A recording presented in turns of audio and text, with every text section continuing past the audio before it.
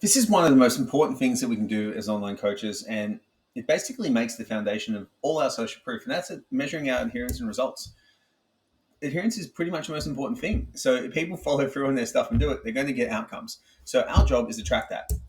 So the main things that we need to deal with and when and why. Weight. Weight can be emotional, but it's such a valuable data point.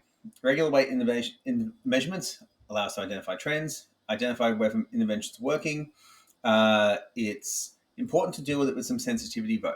Now, ideally, I prefer daily measurements. Weekly is the minimum that we look at. Frequent measurements provide more patterns. Now, you can find a middle ground with your client using those tools that we talked about in the previous module of how to find out what frequency is going to be ideal for them. So I generally will prefer daily stuff. At least 3 times a week is ideal to see if the trend is going in the right direction. But weight is a very important one for all goals. Now, next one is measurements, such as waist, hips, chest, arms, and legs. Okay, because it will help us identify if we're losing body fat, even if the scale doesn't do that. So, for example, you could lose waist measurements, but your weight can stay the same because you've gained some muscle tissue as well. So this helps clients see progress in another way. So 2 weeks is reasonable. Okay, really, really good.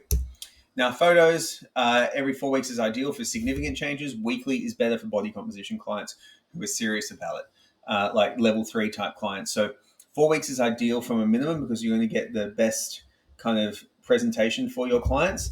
And then every week is ideal for people who are physique competitors who are super lean. Now, body composition is a body composition assessment, which could be a DEXA, could be a caliper scan. Now, it depends on the accuracy of the practitioner when we're looking at calipers.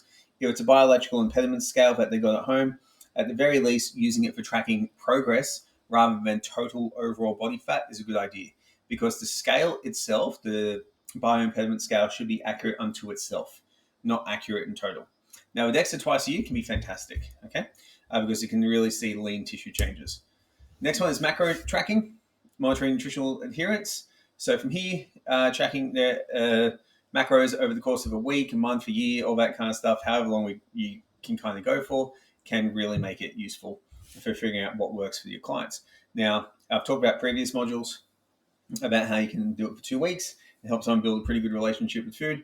If you do it for longer, you can really optimize results. Neither approach is better or worse. It's just what's right for your client. Next one's a food journal, which can be the exact same thing as tracking macros, but that could be looking at clients asking more questions on what they want to improve. Sleep. Tracking sleep can be really good. Hours and quality can really impact on someone's performance, and if it's laying them down. I will track this in clients with sleep disorders. I will track it in clients with blood sugar issues, and also bodybuilding type clients as they're getting bigger, because I want to see how their sleep is, starting to change, if they're getting sleep apnea, etc., or if they're getting really lean and starting to go downhill. Now, training quality, ask the client how they feel. How was the workout? Did you love it? Did you hate it? What was it? And the higher training quality goes over time, better outcomes. You can just put that in the app. Soreness, you can reflect on your level of soreness. I don't do it too much. I would do it more for performance-based clients who are in athletic situations, because if someone's sore, it's going to make their athleticism harder to express. So I would look at my workouts creating soreness if a client was in a competitive season. I wouldn't be doing it if a client wasn't. And performance parameters, tracking lifts and performance, this happens automatically as part of it. So what I recommend we do is we make sure our clients log all their workouts. If they're not logging, keep following up until they do it.